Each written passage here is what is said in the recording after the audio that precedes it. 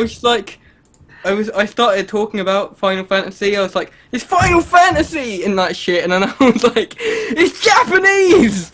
It's made in Japan. They have anime voices and anime faces. It's anime. It's a game. I started like going apeshit about Final Fantasy, which I know nothing about. I need to know, what were you saying when you were going? I was like, this is fucking bullshit. And I got up out of my chair and he called that. angry. That's true. This whole rant is I'm making such it in. an I don't idiot. care where I have to put it. I'll put it in the post credits if I have to. This is making it into the podcast.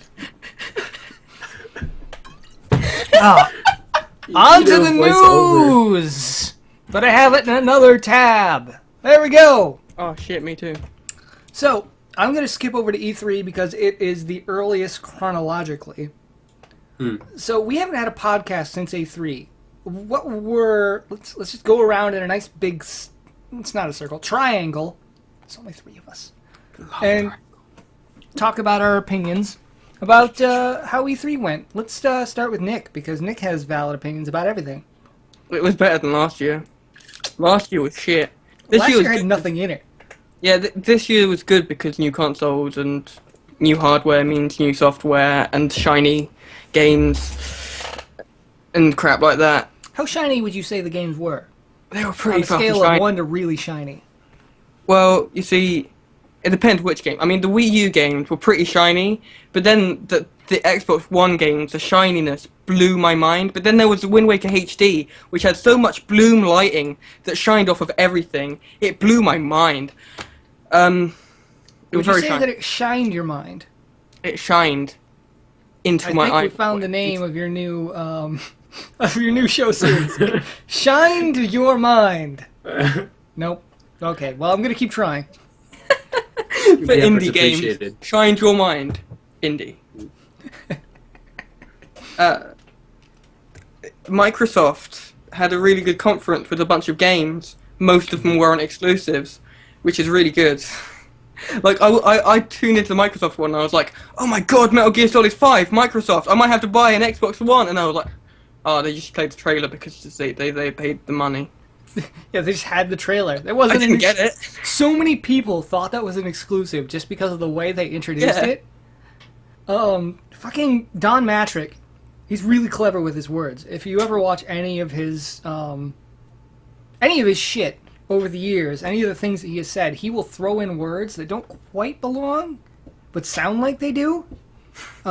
He said, now let's go on to games exclusively for the Xbox One. And what he was saying is, let's exclusively go on to games for the Xbox One. Not exclusive games for Not the exclusive games for the Xbox One. He's What just an like, arsehole. I did it in my little E3 video plug, shameless plug there. But yeah, all of his conferences, he does shit like that. He'll throw in words that don't quite belong, that mean things that it's not what you think they mean. Never is. And sometimes it won't even mean anything. He's just throwing it in there because he wants your head to be thinking it. Like the word connected in Microsoft conferences, it proliferates so much. You're just like, connected, connected, connected. And you're like, oh, when you actually learn to think about it that way, it really annoys you. It's just really fucking annoying. My other job is writing, in case anybody didn't pick up on that already. So fucking use of words sticks in my head so much. But, Nick, please continue. I'm sorry. Yeah, Nintendo.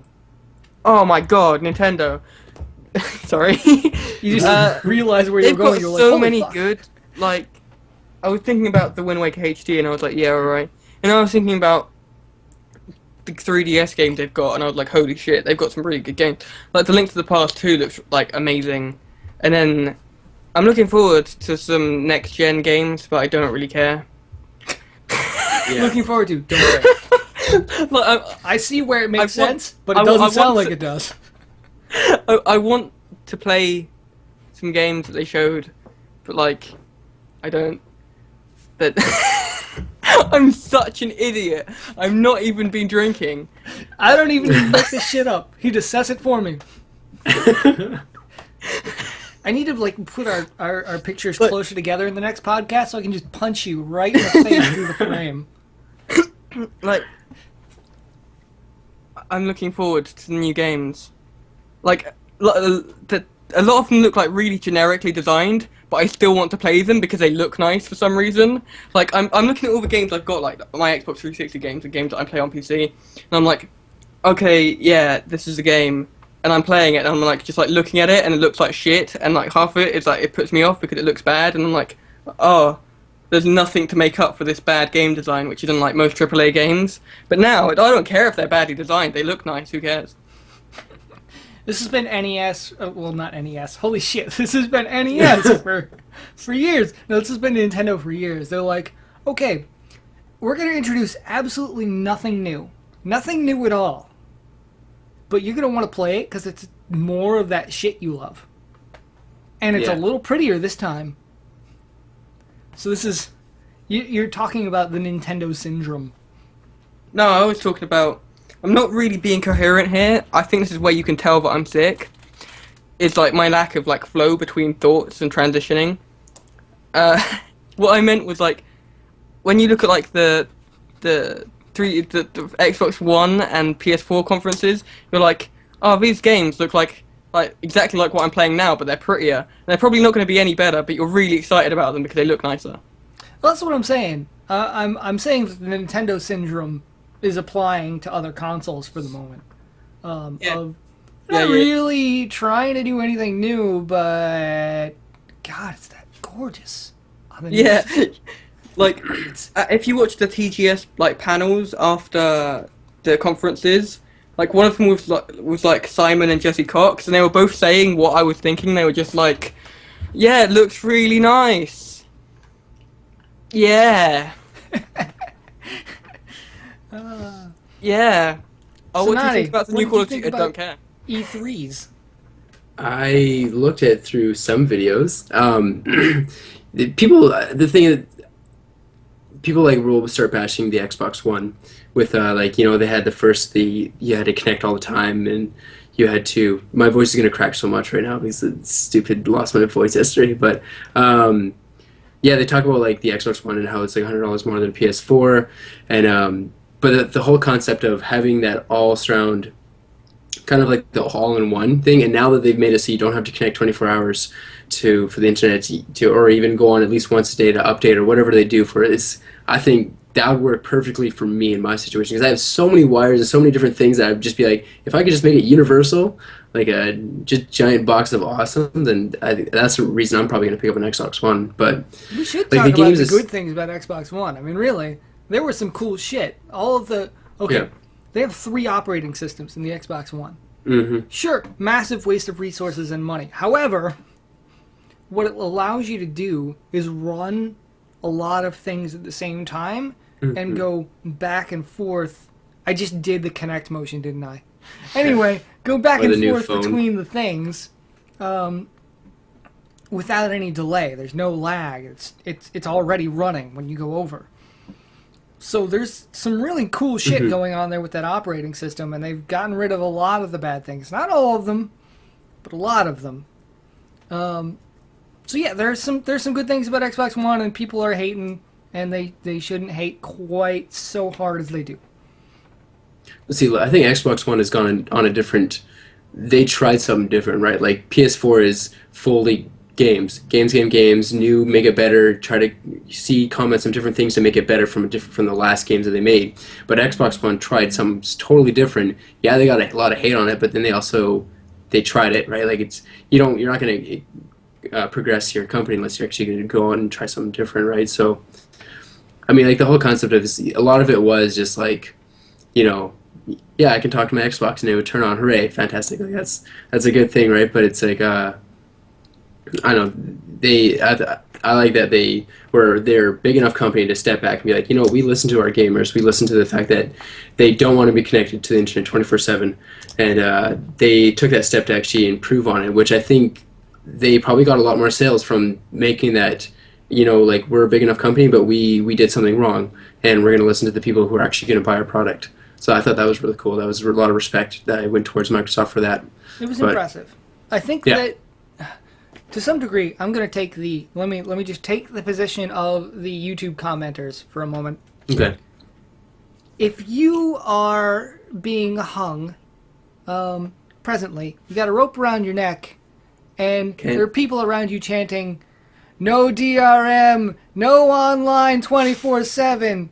Do you really think there's any chance that you're not going to say, "Oh no, I'm not going to do that anymore. Just please take me down from this rope with the noose and everything"? I think that was perfect. That was actually not that bad. Perfect like, you analogy had way more for the worse situation. Like, thing with Microsoft is that, like, I think most of it was just like business because they're gonna lose a shitload of money and nobody will buy their shit. More so than them being nice because it's Microsoft. They lost, like, they drew. I don't want to say droop. I want to say nosedived their stock prices after E3. Yeah, but it is like there is good things about the Xbox One, which Noddy was saying very fluently and coherently in a better way than I could do. So I'm proud of him. We for both that. applaud Thank you. You should do news videos. Yeah. You seem to have a really good handle on taking the alternative point of view and making it rational. Oh, this wait. Yesterday, my voice is cracking. Like I said, puberty has hit finally. 15 years late. It's brutal. Yeah, it's the thing. Like a lot of people will only see what Microsoft will give them, and as you know, a lot of people don't have their own opinions, so they will read into what the news is showing them and what all these other comments, YouTube comments, you brought up as a statement to influence their opinions and what Microsoft is. When I look at it, I'm just like, Microsoft did this, then they corrected with that, so that's fine with me. And then for myself as a person who's going to buy one, it's going to work for their system in what I am in my life. I was like, that's going to be fantastic for me. And for example, like games wise, I mean, I just bought Call of Duty Black Ops 2, and it was months after. I was like, I'll play it if I want to, but it was just like one of those things that just, I need the system that's going to be all-in-one, that's going to connect everything, that's going to make everything so fluent and nice. Because, I mean, we're living in a place where IT and all computer stuff is building and stuff, so you need to be able to keep up with all that stuff and have it all, like, really smooth, I mean, if you want. I can offer an interesting counterpoint to that. Yeah.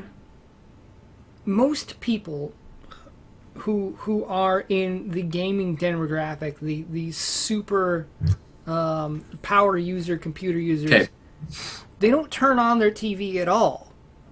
True. So what is the purpose for a gamer like me that doesn't go to the TV in a system that is more expensive and then has all of these features to universalize a technology that they no longer use? Right. It's not aimed at you.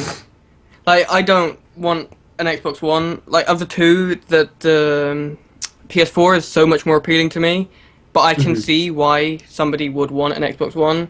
Like, I actually think it's kind of good that we've got, like, 3 coming up on the market. We've got the Wii U, the PS4, and not the 360, the Xbox One.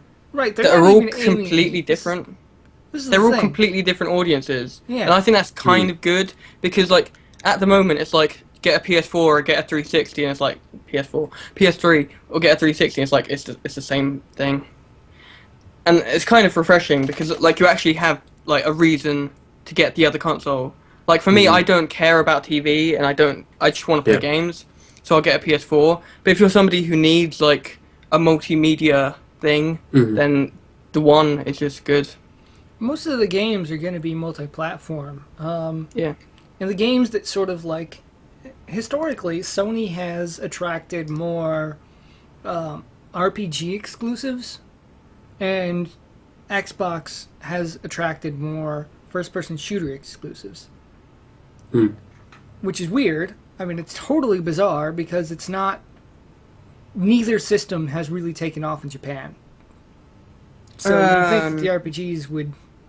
I thought PlayStation was, like, pretty big in Japan. PlayStation is bigger in Japan, but PlayStation 2 is way larger in Japan than PlayStation 3 is. Even still. To this day.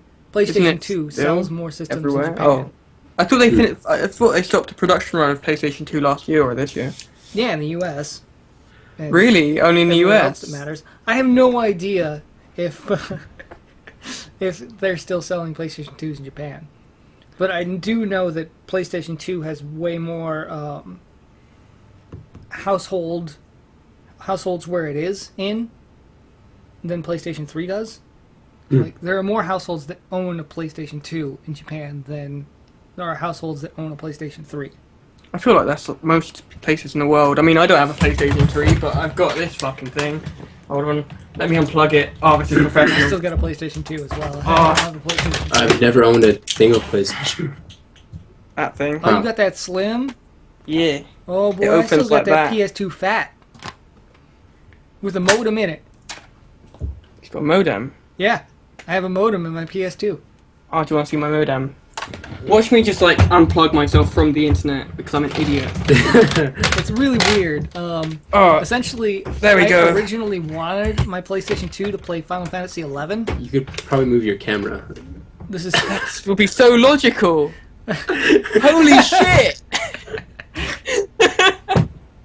I'm not even going to go into this discussion about how OG I am because what's going on right now is much better.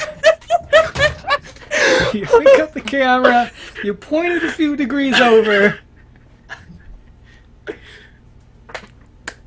There's a box, and I just went outside it just a I'm gonna little. like look at this one day, like in a few weeks, when like I'm not sick anymore, and I'll be like, "Well done, Well That done, was a me. good Good thing job. you did." This is now on the internet. You want to see what my like computer looks like right now because I've dropped my modem on it. Right, this is gonna be an experience, alright? We're going on an adventure. Hold on. Let me look what I'm seeing. Okay, this is what I'm seeing. The computer's sort of pretty. A modem on it. That goes behind the TV. There we go. Get back there, modem. Anyway, I'm sorry for that. I derailed your podcast horribly for no reason. I just wanted to show you. I've got one. I've got a modem in my PlayStation 2 Why does it have a modem in it? because it was a required attachment to be playing fucking Oh yeah, that thing had online. Final Fantasy 11. Cheers, mate. I just said the word mate for no reason. I'm from America. That's not You a know thing. what? I've never said that before. There's cheers, mate. I don't know. Maybe it's just a Canadian thing. We call people brother a lot of the time. That's just Like I don't know. like fucking Hulk Hogan. I don't know. Like if people are like, for example, if a homeless person comes up to you and be like, "Hey, do you have any change?" Be like, "Nah, sorry, brother." The end. Do you ever say, "Hey, brother"? No. In Canada. Well, that's lame. If you had done it like Hulk Hogan, then it would have been cool. But no. What part of Canada are you from? BC, British Columbia. Cool. So west. Like Don't know anything about the Canada. Don't lamest, even know most where- syrupy part of Canada, obviously. So if Maple. you know where Washington is, Kind of imagine I where guess. it is. I know about Canada. I just don't know anything about British Columbia. Okay. Apparently, if you smoke weed, that's the best place to go. But I don't, so it doesn't matter. No, Colorado is the best place to go if you smoke weed, obviously. Current events! We need to cut all of this out. None of this had anything to do with E3. This is Like, I don't know totally how long relevant. that whole thing took of me pulling out my modem, but that was a really long time of just me being a fucking idiot, and it's continuing now. It's staying. This is meant to be 80 proof gaming. We're talking about weed. This is 80 proof you fucking up everything. Why are we talking about You know what? British I'm Columbia? renaming the This is podcast bullshit. 80 proof Nick fucks things up. That's the new name. As a matter of fact, your indie show should be Nick fucks up indie. That's a good name. Brilliant! I've done it! I Oh fucked up gosh. indie. Okay. Closing statements on E3. I thought that it was the Said best nothing E3, about E3. in history. I didn't actually get to talk about my opinions on E3. That's some bullshit. Just cut out all that shit. Start it here. Say No. things about E3. No. But totally. I'm so sorry. Okay, I so ruined your first video podcast. Microsoft comes on, right? Microsoft wasn't first though. Who was first? No, it's Microsoft. Microsoft was literally the first big expo. Okay, Microsoft was literally the first big expo. They come on. They had last word in the last big series of expos, and then they come on first this time, and they're like, "No, seriously, guys, we're going to talk about games this time. I know we fucked up last time. We're going to talk about games for real. No, for real. We're going to talk about games." And they showed a few games.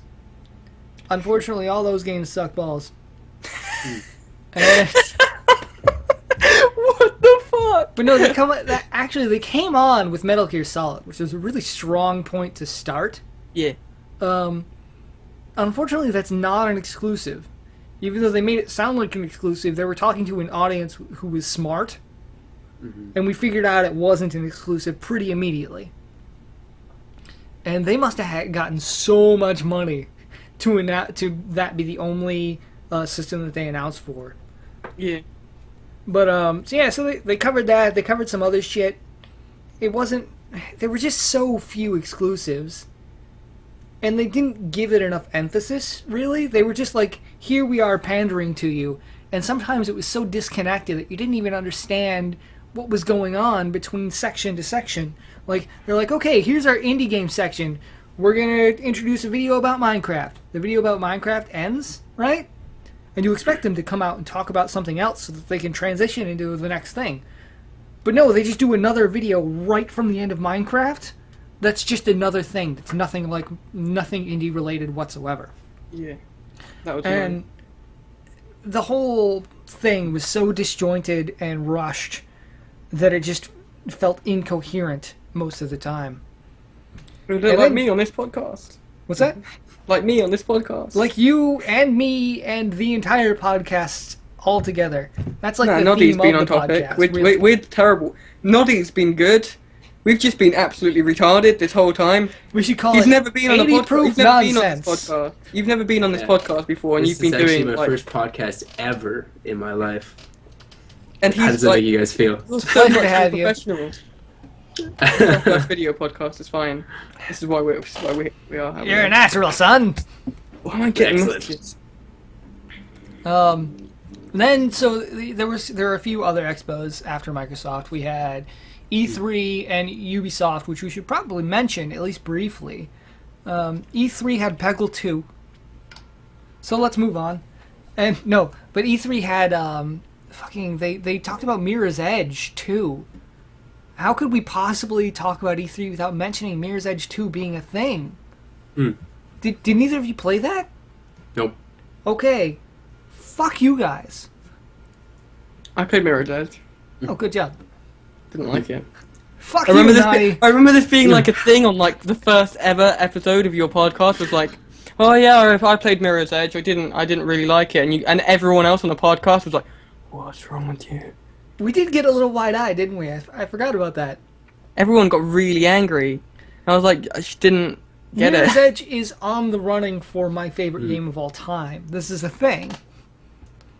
I mean, I really guess bright. it's partially my love of parkour, but mostly that was just really solid game design. Like, Might have to play it again. they stuck to one mechanic, expanded on it as far as it could go, and pumped money into it. And as far as I'm concerned, not doing like the first-person shooter standard of pumping as many mechanics into it as possible and giving it no emphasis whatsoever. That's respectable to me. Yeah. And the game turned into something that I really enjoyed playing. Nick, maybe you're just not into the whole... Oh, this is relevant to conversation. How did you do on your speedrun competition match? Really badly. Yep, that's what I thought. Like, Oh wow. you can't imagine how badly I did. I figured that maybe you're just not into the whole speedrunning of things, and that's like maybe I like 60% of Mirror's Edge is just being into doing things as quickly as possible. I'll actually play Mirror's Edge again because, like, when it came out, I don't know how old I was, but I didn't understand what I was doing. So I might have to play it again. Are really complicated. If you get it on PC, you might want to try it on both keyboard and on a controller, because people prefer it on different things, and it's a completely different experience. So, if you do, definitely get your 360 controller out and plug that shit in and fuck around with it. Yeah. So Mirror's Edge 2 was a thing. They didn't need to do that. It didn't sell very well, the original Mirror's Edge, so doing a Mirror's Edge 2 was a huge risk for them. A lot of respect to EA for trying it. Even though that's not a very popular opinion, having respect for EA, not a real popular opinion, and I don't actually have respect for EA. I have respect for the decision they made to try this. And there was also some other shit that probably isn't worth mentioning. Plants vs. Zombies in a first-person shooter is one of them. Weird. I heard about that. Just weird. That was a really weird trailer. Yeah. It was funny, but I was like, what? Like, what? Now, Ubisoft came out, and they killed it pretty well. The crew went over really well as far as press is concerned. Pretty much everything they tried. Tom Clancy's The Division, I'd really like to play that if it comes to PC. If it doesn't come to PC, they can just go and fuck themselves. You guys was that the one? Go ahead. Sorry, go ahead. There you go. I was going to ask, you guys are exclusively PC gamers, right? Like, you do all your recording and everything and whatnot on PC. Right now, I'm exclusively PC. I've got a 360, but I left it in Colorado. I gave it to a friend when I moved. You would. I wasn't playing anything on it anyway, so I figured whatever. If there's something that's good enough that comes out on another system, then I'll get another system. But at the moment, I've got plenty enough material on the PC to last me forever. Right, very, very true. I play on everything, but PC's like the best at the moment, so I use that. But I don't have any like preference. I just go for whatever is best at the time. Nobody wants to be branded as specifically a PC gamer, but True. pretty much all the stuff that's worthwhile right now is on PC, so That's very true. doesn't make much of a difference. I play a lot of old games. Like I have a PS2, and I have a GameCube, This is fair. and I have a 360. That's not a 360. That's a GameCube. Yeah, that's And I have a definitely 360 pulls out a GameCube. yes, this is different the same. shape. Look, I have a 360. There it is. So many good games came out on the GameCube. The Fire Emblem game that came out of the GameCube, Path to Radiance or Path of I Radiance. did not know there was a Fire Emblem game on the GameCube. I'm gonna have to go on Amazon right. I don't have any money. It was so good. It was so good. It's literally my favorite game on the GameCube, even though I love a lot of games on the GameCube. When I have money, yeah, I'm gonna buy that. You'll give it all to me. No? No. Okay. No, Well, I'll it was buy Fire worth a Emblem shot. GameCube. I mean, if you gave it all to me, I would just, like buy you a copy of Fire Emblem. Path of Radiance. And Tales of Symphonia. Really good. It's not on PC. No. Does it get ported to PC? No. It's Why? only on GameCube, buddy. That's the only place you can get it. Hold on. There was a Tales of Symphonia 2, and I'm pretty sure that's only on GameCube as well. I'm now pointing at you with my gun finger. Right. I didn't know that people still played GameCube games. You wouldn't, mister. No, GameCube is the best. GameCube is the best, says. I own a GameCube. That's this last of the Nintendo series that I bought. Have you played Me Tales of too. Symphonia or the Fire Emblem game? Nope. The two best games on GameCube you have not played. Tisk tisk. Very The true. third best. I haven't played either of them either. What? I haven't played either of those either. Dear God. You're the only one. Okay, we See, need now- like three-way review of these two games or something. Well, that's four. I can't do three with two. This way? Yeah, there we go. Okay, got it. It was perfect. So then, I was talking about E3, and I only got as far as Ubisoft and how they killed it. They did good. Everybody was sort of excited about their games. Later on, when they sort of got their hands on those games, most people are less excited about them. Very true. just in general. The Division still seems good. The Crew seems like not good, according to people who have played it. Is the Division the one where it's like, oh, a dollar bill has germs on it? Is that one? Yeah, that was that one. I have no idea what that game's about. I just saw that trailer and I was like, I'm never touching money again, and I just left. Well, you don't have to touch money. You can be broke the rest of your life. No, I didn't understand what game that was meant to be. I was just like, okay, that's interesting. The gameplay looks pretty good. What type of game is it? It is a first-person shooter RPG, basically. Oh. No, third-person shooter? I can't remember which person. Maybe all the persons are in this. Fourth-person shooter. 900th person shooter. You're Sixth one of the person. people in the crowd, but you don't In know a which one you second-person are. shooter, would you play as God? Who's No. pregnant? Just no. If you played as Would God, it be you a- just what would a reprogram the second-person game. shooter be? Because a second person is like God view. It's probably like Duke Nukem platformer. It's bigger. It's that many people, but you don't know which person's perspective you are. You have a perspective, but you don't know which person's perspective.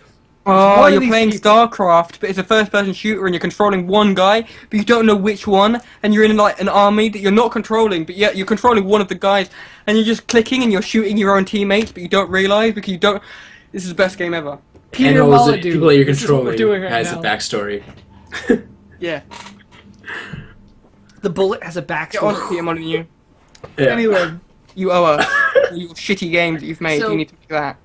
it's like a sort of third-person view, and you have sort of RPG skills, and the world is semi-persistent, and there are other groups of players that are also the same semi-persistent, and they can come into your world and like challenge you for territory and shit. But it seems like not all of the territory is actually persistent. I don't know any more than you do on that statement. I've heard that statement from people, and who knows what that means. I don't. It seems like your own area, like you have an area that's designated to you, and that area is persistent.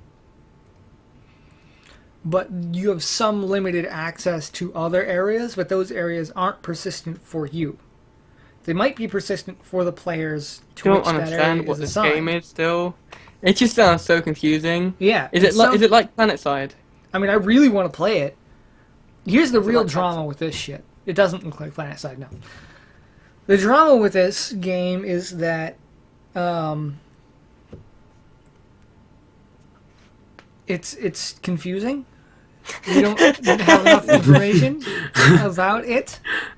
The gameplay that the show doesn't match up with sort of the knowledge that we've gained since. I kind of wonder. They showed really selective shit. I kind of wonder if that shit was selected to make us think that it was a fully persistent world, when in actuality, it's absolutely not. Oh yeah, it's one of those like, oh, this could be really good. Like, they're not spoiling anything, because it could be that amazing that when you play it, it'll blow your mind, or it might be just so bad, like Aliens, Colonial Marines. Like Probably they're showing exactly you like what it that is. they're being really selective with their footage, but then it might be a good thing, but you just don't know. Except the Gearbox had nothing to do with it, so it's probably not Aliens, Colonial Marines. Maybe they don't know what it is. Maybe it's just like. They're just They're like, yeah, man, I don't- jumps, they- get really they're just like fast. a Let's make a compilation of third-person code. shooter. You shoot people in the face, but them germs, they're spreading really fast. Shoot that guy. Is it? Is it like that? They had this little this tiny smidgen of code, and they were like, just fucking make it into a game. You've got a month. And so Like, they made this That's one a trailer. that's a really big thing, though, isn't it? Shooting people in the face in games nowadays. Mm-hmm. That's That's pretty kind much of all like games, Bioshock yes. Infinite. That's why Face and that's nuts. the thing that like I haven't played Bioshock Infinite yet, but I can't imagine myself enjoying it very much. It's like, oh, you need to like go to Colombia and you need to explore this beautiful town. You need to shoot people in the face, and there's this really great AI character called Elizabeth. And you shoot people in the face. I'm like, no. Yeah, but you get to execute people as well. Dude, you press E. Okay, that is my number one complaint about Bioshock Infinite. The It's the same execute thing. execute. It's the execute same thing. It's the same thing. The execute, it's a little symbol that pops up, right, to execute people with your melees, and it's really cool looking when you do execute people. But you only ever get it when they're about a melee away from dying anyway. So a normal melee pretty much all the time works. Yeah. It's It such depends a what clothes you have smidgen on. difference. Because there's a percentage with the clothes, the outfits you have on is the percentage of things you could put set them on fire, right? So, and I that's should all not have to additional put on damage. special equipment just to make a mechanic you put into the game work as intended. I don't know. It's a so claw sorry that has a right now. grappling hook. I'm so sorry that we're now talking about Bioshock, even though this was meant to be E3. So anyways, I'm so sorry. I got all the way through the fucking convention, but last was PlayStation came on. Sony came on, and they fucking murdered all things. They were like, they came on and they did a pretty normal ass thing. They talked about Vita for a second. It was really short. It was very wise of them. They were like, here's a list of shit we got coming out for Vita. Moving on. As if they knew. Nobody wanted to hear about Vita at that point. I wanted to hear about Vita, but I'm one in the guy in the tiniest crowd. minority. Yeah. I love my Vita. Here it is. Here's my Vita. I just fucking love it. It's the bestest entertainment device I ever did buy. It is the breast. Please send me free things for my Vita. Anyways. I want a Vita. I was playing a 3DS the other day. It was amazing. They moved on, and they went to sort of their little entertainment shit, and they're like, you know how we are Sony, and how we have entertainment contacts in all the entertainment industries? We're going to do better than Microsoft at that. Just saying, we got more shit on lock already. And they moved on. They did a really brief... They said it, and they moved on. And then they went on to games, and they were like, yeah, we got these games coming up, you know, these exclusives. They're pretty cool. And then they were like, so, trading. This is sort of a big deal. We don't really care if you trade your games. And the first time they said it almost hesitantly. He seemed a little awkward about saying it at first, the first time. And his face was kind of like straight line lips, just... And then there was almost like a standing ovation. And the second time he said it, he was smiling when he said it. And the third time he said it, because he said it so many fucking times, he was just like grinning ear to ear. He was like, oh, you guys, you like us. For anyone who hasn't seen, there's also a video on the PlayStation channel of just like a guy who's like, well, how do you learn the game on the PS4? You take your game and you give it to your friend. Yeah, and it's the end. It's just the end of the video. It's like It was PS4, literally and like, you're 20 seconds long. It was so awesome. And I can't find that video now. I've done looking and tried to find that video. I can't find it. It's not on their website. If you fucking YouTube search it, you can find it. But you can't find it just going to Sony's website anymore, for whatever reason. Probably because it's But irrelevant yeah, it's now. how to trade your game. And it's a Japanese guy and an American guy. Oh, right, yeah. And he says, this is how you trade your game on the PS4. And he hands it over, and the American guy says, thanks! And takes it. In the most generic American voice possible. Just, thank you! I like this. It's a And 22-second video. PS4 symbol comes on the screen. Same fucking Sony symbol that you see in everything. So there's that. That's E3. We've talked enough, I suppose, unless anybody else has any closing opinions on the E3 press conference. I do have one. The fact that, you know how Sony and Microsoft have they're not really butting heads. It's the fans that support them butt heads, right? For the fact is, you'd be like, I could be like, oh, I think I'm gonna get an Xbox One, but I'm not gonna bash the PS4. But there's other people who'll be like, I'm gonna get the PS4 because Xbox sucks, blah blah blah blah blah blah. It's like people need to consider, like there's gonna be certain things that's gonna fit their situation the most. Like obviously, like Nick likes to play games, so he's gonna get the PS4, so he's gonna because it's more situated. They went more around it, and then I'm gonna probably get the Xbox One. I actually might even get both of them, but the Xbox One is because it's more of a round system for that's gonna fit me perfectly. But I think a lot of people are from these conferences are picking out all these negative things. I don't know. Maybe they're just so bored with life that they need to just rag on the stupid things that like these big companies do. But I think a lot of people with if you pick one, like that one, but don't bash on the other one because it's totally irrelevant. Like there's so much drama that you're bringing onto the interwebs that's gonna be like, I'm gonna come to your house and just make a list and beat the shit out of you. So, the end. It's a long list. Yeah, big list. I don't understand fanboyism for consoles. Yeah. Here's the thing: you figure out which console offers the most to you as a person. You buy that one. Most of us who are in the gaming industry are going to buy both.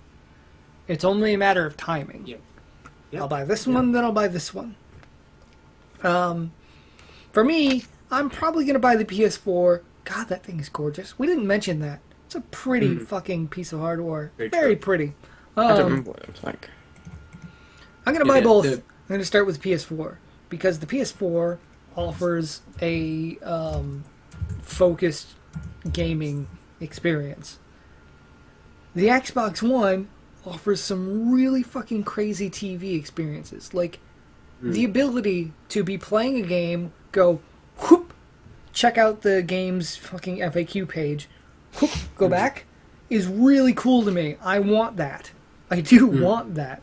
When I was watching the Microsoft's conferences, both of them, I really was interested in the ability to be able to swap back and forth from the internet. That's fucking cool to anyone. Anyways, the point is, there's no reason to hate people who have different perspectives from you. This is a lesson that you can learn in life from anything. And if you haven't learned that by now, please get the fuck off my internets. I don't want you on my internets. I want you on my internet. You can come to my channel, youtube.com/bloop show, and I will have you on my internet all day long. Go over to his fucking internets. I don't want you. Total Biscuits to his Jesse Cox. Please don't come to mine. Don't come to mine. Naughty is now Dodger. Sorry, Naughty. I don't know if you're sad about that or not, but you're now Dodger. I have heard that name before from your podcasts. Go check out her channel at www.youtube. She has enough money. You don't need to check out her. If you're watching this, you're probably already watching her. /press heart to continue. No. And Dodger, please Actually, go ahead. I don't even know why I'm saying back. no. I'm sure you're going to get a huge boon in subscriber count from us. Just go ahead and mention us at some point. Send that love back. That'd be great. People are now going to think I hate Dodger, and I totally don't. No, Nick is Dodger's #1 fan. But you were saying so many rude things before we started recording. He was like, "What? Why is Dodger so I'm ugly?" actually press fart to continue. You are actually press fart to continue. I was going to say that, but I thought that would be a little too harsh of a thing to say. Because that guy is that big of a douche. In case you don't know, there's What's wrong with press fart to continue? What's he done? And his name is that. What's he done? So, moving on. What has he done? He's made a bunch of comments. That's really all he's done. About what? I'm fucking... He's made videos. They're really good. They're all about Dodger. Ignoring this situation and moving on to Greenlight. You know that paranautical activity situation? Yeah, that's dumb. Everyone has heard of this?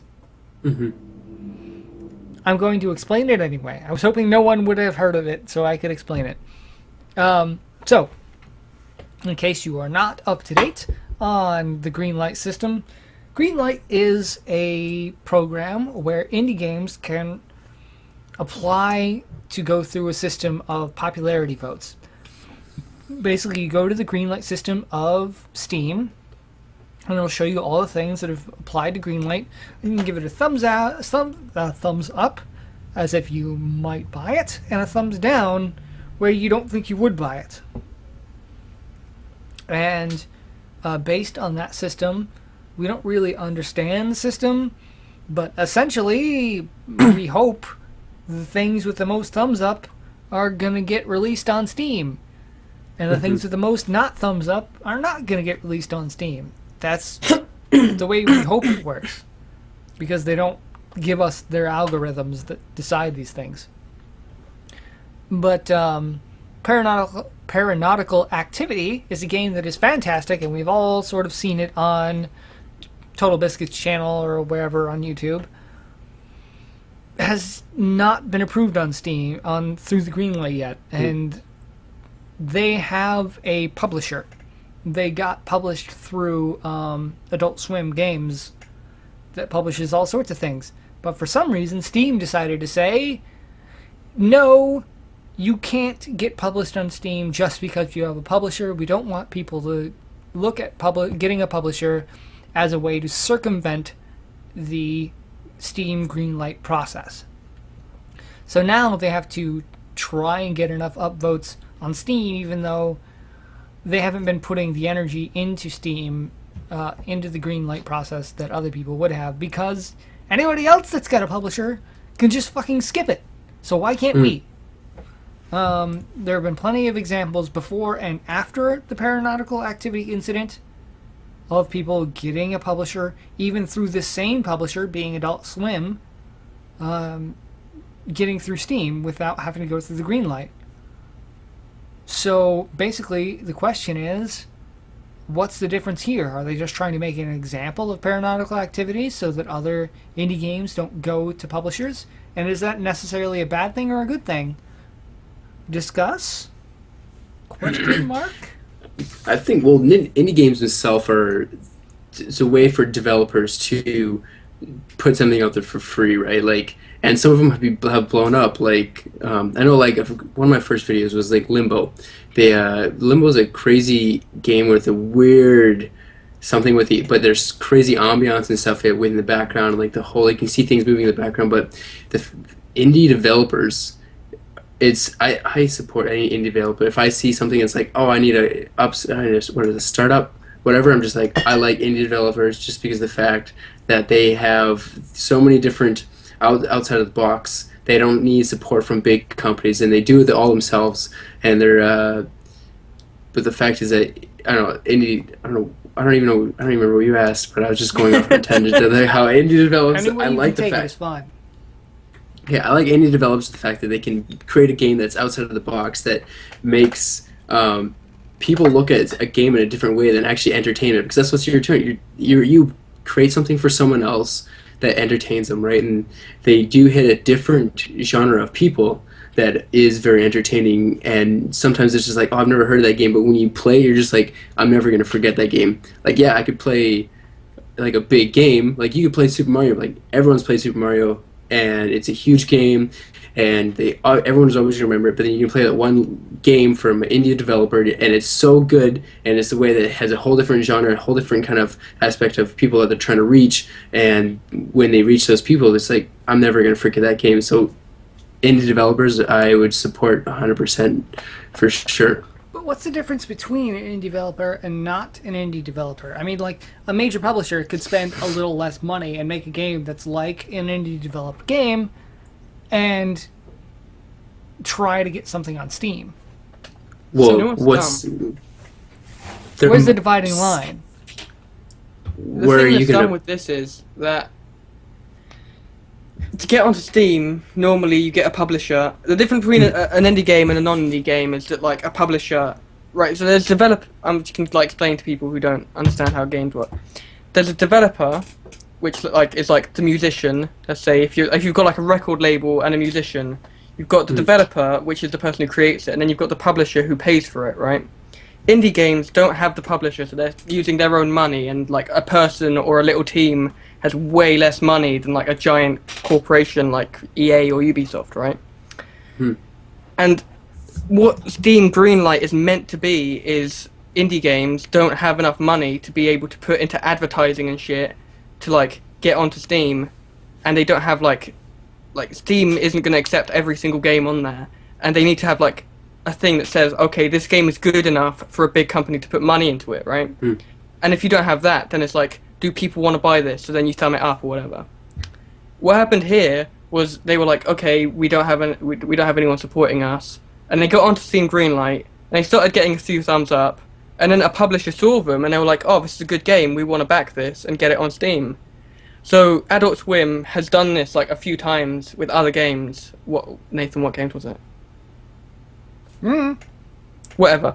Adult Swim made games, and they put them on Steam in exactly the same way that they did with Paranormal Activity.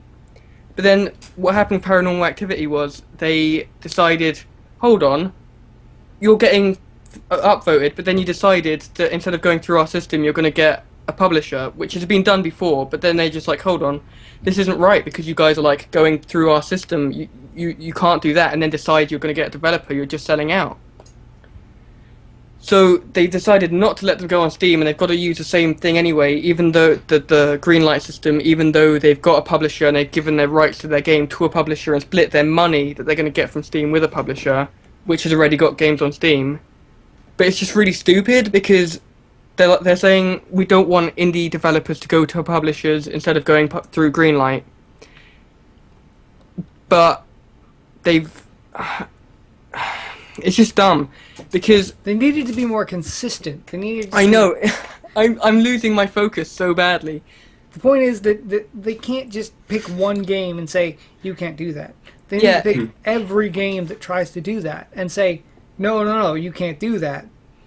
Instead, they have picked the one game to make it as an example to try and make it so that other games wouldn't, and then the other games that try. They just don't give a fuck. They already made their example. Yeah, Adult Swim had other games on Steam that they did the same thing with. They were like, they went on the Greenlight section. They were like, oh, like House of Dead Ninjas. That's what it was, House of Dead Ninjas. They were like, oh, House of Dead Ninjas. They looked on the Steam Greenlight and they were like, oh, this looks like an interesting game. Maybe we can like get a deal with this developer and we can put it on Steam easily. So like both people win, right? You've got your game on Steam, and then you're like splitting your money with somebody else, but you're both making way more money than you would otherwise. They tried to do the same thing with Paranormal Activity. It's the same publisher and everything, and then Steam decided, hold on, it's not alright this time, and it's so inconsistent because they're just making up rules as they go along, and it's just not good. Total Biscuit has covered Straight this up in not good. really big detail, and I'm not doing that. It's not But good, man. it's just either you have a rule or you don't have a rule, and Steam is just deciding whether it has a rule or not at random times. And like Gabe Newell has said that Greenlight isn't a good way of doing it, but then they've still got it on there. And like things, apparently games that are on like the top 5 to be greenlit, like, are not getting through, and other games that Steam decides gets through, and it's just a big mess. Like Yeah, Steam in general is just a mess, I feel. They're not clear about what it is that means that you do make it through. They're just arbitrarily, it seems, they pick games from the list and they're like, we like this one better. It seems like the voting system matters very little in the end result. And The thing that annoys me is they're saying that indie devs shouldn't go to a publisher to assume they'll automatically get onto Steam. But then what's the difference between an indie dev doing it and a regular dev doing it? It's things like that. It's like an indie dev becomes a normal dev once they've got money. Why are you not letting people do what they want? Why are you blocking people's freedom? Like, being an indie game, you're still an indie game if you made the game with your own budget and you're just trying to get onto Steam because you want to sell your game. And Steam has every right to just say, we're not going to sell whatever we don't want to sell. But that's not what they're saying. They made this whole system so that it would be more fair. If you're going to make a system designed to make it so that good games make it on your fucking sales site, then I would expect it to be somewhat transparent. To some degree. I don't buy games off Amazon. I only buy games off of Steam, so the fuck ever that means. And if there's a special game that I want that's not on Steam, fine, whatever. But Steam is a service that has such an enormous market share that if you succeed on Steam, you make a great deal more money than if you don't. If you're on Steam, you will make a huge amount more money than if you're not on Steam. It's basically like a TV show being on a national channel or not. It's like, okay, so I don't know what national channels are in America, but like, let's say NBC or some shit. Yeah, let's say in England you can get onto like Sci-Fi 2, or you get onto BBC One. It's going to be like a really big difference in your viewers figures.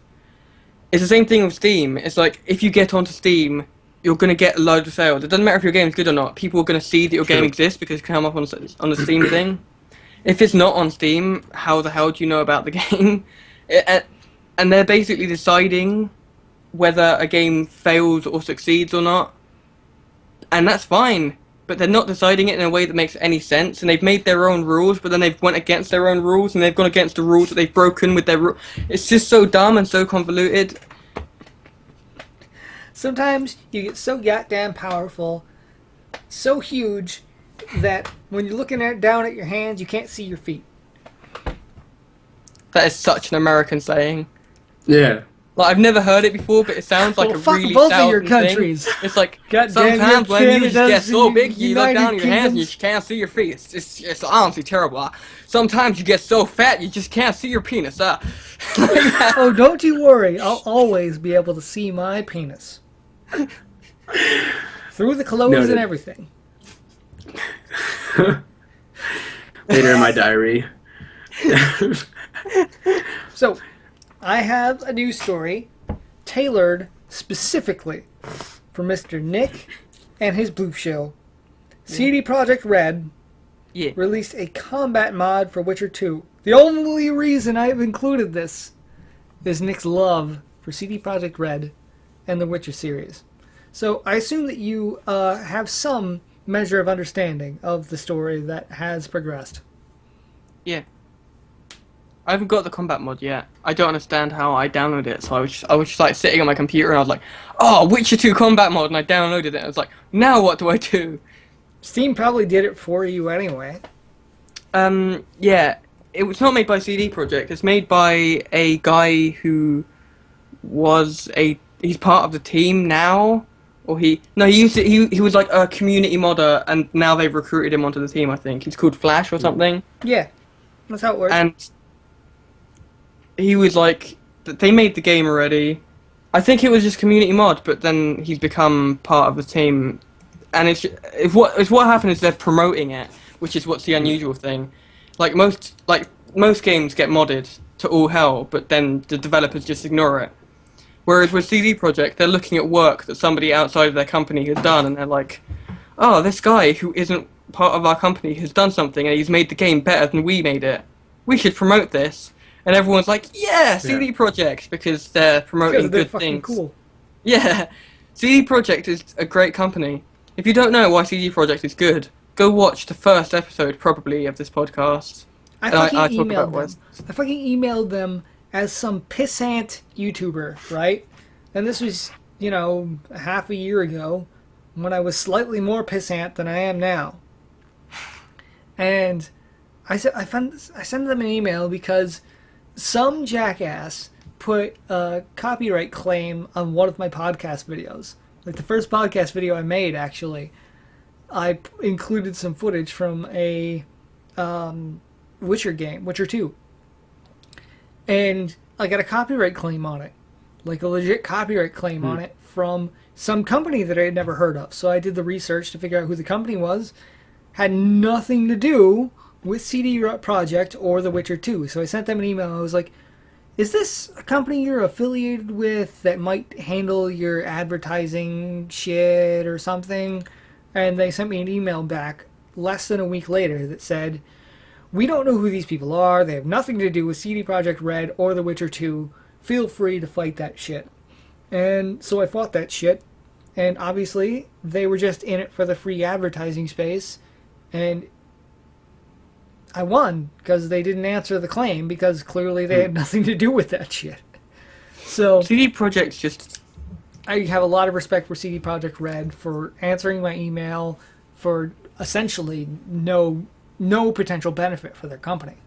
There's nothing They're one they of could the have few gotten from it. companies that seem to like actually care about their games. Like, if somebody else made like an improvement to another game, it would be very rare for developers to go like, "Oh, this makes our game better. Go download it," and start promoting it and putting it on their website. And CD Projekt does like a lot of stuff like that. Like, I think Flash now works with them if he didn't before, and working on The Witcher 3. They're just a good company. They've got really good like consumer policies. They don't try and screw you over. They're honest. They make good games. And these things that we're saying, this is at every opportunity that you can find them interacting with the community. Every single one. You can't find... Any time that they can do something good, they do it. And it's like, I love you guys so much. You can't find an example of them being dicks. You just can't. Google that shit. Try and find one. I challenge you. YouTube comments if you found one. Go ahead. Bring it on. You got nothing. Internet. But the actual mod itself has got some information on it. They've added a parry system because it feels a little weird that you are this master swordsman and you're fucking rolling around on the ground to try and avoid every fucking hit. They have a parry system in the original, but it's just like kind of shit. Because the parry system, like you hold up your sword, right? And then you've got a vigor bar. I think it's called vigor. It's either called vigor. It's not vitality. Vitality is your health. But it's got like these yellow dots in it. And you use it to cast spells. So you've cast your spells before the thing started. And then you need it to parry, otherwise it doesn't block fully the attack. Because you're out of energy. And you can't parry anymore. They've done some variation on the signs system. But yeah, instead of dodging or rolling around on the damn ground, you have a new parry system that responds to all of the different attacks in a very flashy Witcher 2-esque manner. He added new animations, holy shit. Yeah, it's apparently he reacts faster. Yep. That's a thing as well. But it's a very far-reaching mod. And I was impressed. I downloaded it. I checked it out. It's now the new fucking canon of the game. So, congrats to them on figuring it out. Have you played it? Yeah, I mean, I've played quite a bit of Witcher 2. Did it improve? Have you played the mod? Yeah, it feels better. It doesn't solve my problems with The Witcher 2, but I have been encouraged enough to keep playing some more of it. Cool. I need to check it out. I don't have The Witcher 2 through Steam. I have it through this big old box here that you got. Ye old-fashioned way. Ye old-fashioned. So buying the actual disc. It comes with so much cool shit. It comes with like era were you raised in? Where you it comes with like that, and then it has that comes out of it, and then you open it and it has all that, and it has a map. It's amazing. It's like when you used to buy games back in the day and they used to give you things to make it worthwhile buying the game. CD Projekt still does that. Who would do that? That's nonsense. The Quest Handbook. Just for buying the game. The Quest Handbook. They give you like a CD of the music of the game when you buy the game. You know why? I get a Quest just because they can, and they do, and it's like yeah, and I go around listening to the Witcher music on my iPod. The Gianni's Pizza. The pizza place here, they gave me a Quest handbook. And dude, just for going in. The IKEA furniture. I think the project and your pizza company. The IKEA furniture. If you look at this, they gave me a Quest handbook. Like, put your thing back up. Your leaflet. Okay. I don't think we can deny that these is like clearly designed by the same man. Obviously. I think what we've uncovered here is like a conspiracy that Geralt is actually not a Witcher, but he's actually just like a pizza man. A pizza delivery guy. Yeah. He goes through. He just he like uses magic and shit to get as through he rides traffic. around on his horse. He's just imagining, like, imagine if I lived in a fantasy world. And he's just like going along. He's like, he like rings on the guy's doorbell, and he's like, it's like, I'm a Witcher. And then they're like, what? It's like, take your pizza. Speaking of pizza delivery, I think that Don Matrick has a new job. CEO. Best transition ever. It was actually No, really good. Don Matrick, he has quit as the CEO of Xbox gaming section of Microsoft, and now he is the CEO of Zynga. Yep, he bought Zynga. It's company to another. Why? There really no comment on Don Matrick buying Zynga. So Zynga had some financial troubles, right? Zynga bought out a billion things, but they didn't have any fucking money.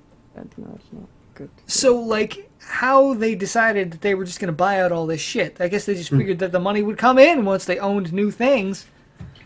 Unfortunately, that's not how it works. I used to hate Zynga, I still but hate now it's Zynga. just to the point where I don't even care about their existence. Like, I don't even acknowledge that Zynga exists anymore. Because they won't exist for a long time. Like, they're not. It's not going to last long, Zynga. The thing So what is, you talk Zynga about, buys they're going to go talented down the shit, developers, aren't they? and then those developers go out of a job. So Zynga they sucks. remove jobs from the industry. I hate Zynga. You still have a reason to hate Zynga. That's what I'm saying. Just because they don't make shit that's designed for you doesn't mean that they don't damage the experiences that you No, have. it's not that they don't make. I don't hate things for making things that don't appeal to me. Like, I don't hate the Xbox One, even though it doesn't appeal to me. It's just like Zynga. I hate them as a business. Like, they're just disgusting. They do Like, shitty things They're, to they're human basically beings. the opposite company of CD Projekt Red. Every time I hear news about Zynga, I'm like, why? Why is this happening in my world? Yeah. Why do you exist in my world? Yeah, Why? Why is Zynga so shit? Why are they not bankrupt yet? but what about Why Don is Don Matrick? I mean, there? Don What is he Matrick doing? quit. Let's talk about why did Don Matrick quit his job from Microsoft? Opinions. Let's start with Naughty because he hasn't said anything in a bit. What's your opinion on Don Matrick? Don't know much about him, but the fact that Microsoft, as in a whole, to leave that kind of company to obviously Nicholas has some strong opinions about Zynga. The fact that you would choose, maybe he would in himself would want to go his own path. From maybe he wants to start up his own thing, which is maybe he has some good ideas that we don't know, and maybe Nicholas will have a big heart on for Zynga after Dan works with Zynga. So you never know what. Maybe the reason he took on a company that's so hated is because might the be- only direction it can go is up, Yeah, and he That makes sense. just wants to change things and do the most good for the Yeah. gaming industry that he can. hmm That's What a did- thought that I haven't heard expressed yet, and that's interesting because, like, if I were in a position like Don Matrick is in, he's been at a company like Microsoft. So many people love Microsoft and so many people hate Microsoft because, Yeah. like, Microsoft offers really useful products, but it does it in really sort of shitty ways financially. Yeah. So, like, maybe he's just fucking. Maybe that's the reason he wants out of Microsoft. It's because, like, all this money that they just toss around, I don't like the way you do shit. So I'm getting out of this and going into a place that has the financial wherewithal to be able to pull some things off for the Yeah. better of everyone. You know, nobody says that, and I sort of wonder why. Because Don Matrick is just another guy, and he's only brought up in he's only a person with the experiences that he's had. So there's only so many places that he can go. And if But you think the of thing- him as a reasonable human being, what do you think he's going Isn't to do, Zynga right? going bankrupt though? The thing is, Isn't it being Zynga. Oh. Go ahead. You said I'm just bankrupt, asking, and then like, has Zynga not been going bankrupt for like the last 2 years now? Well, they haven't gone bankrupt yet, but they've run into some issues where they don't have as much money incoming as they have outgoing. But Hmm. there's time for them to turn that shit around, and with somebody like Don Matrick at the helm, Because I'm not really familiar with him that much. Like, I've seen him at press conferences, but I don't know what he's doing with Zynga or what his plans are or what his logic is because I'm not Nobody does. him. I'm not really angry about that at all. I don't really. Okay, a guy from Microsoft went to Zynga. It's like, but I just don't understand why you'd move to a company which is not doing well. But it's already out there. People know about it. Like, how hard is it if he went on his own path and started up something new? How long it would take him to reform something, right? Like he could take this and as like Nathan said, it can only go up right from here, right? So maybe he has some crazy plan that's just gonna blow us all away. Maybe. So He could do something crazy. I hope so. yeah. When we come back from break, we will have host topics. And we Okay. will talk about what we will play over the next month. Because this month, we must have a Game Enlightenment month game to play and discuss. So, see you back in a couple minutes. Okay.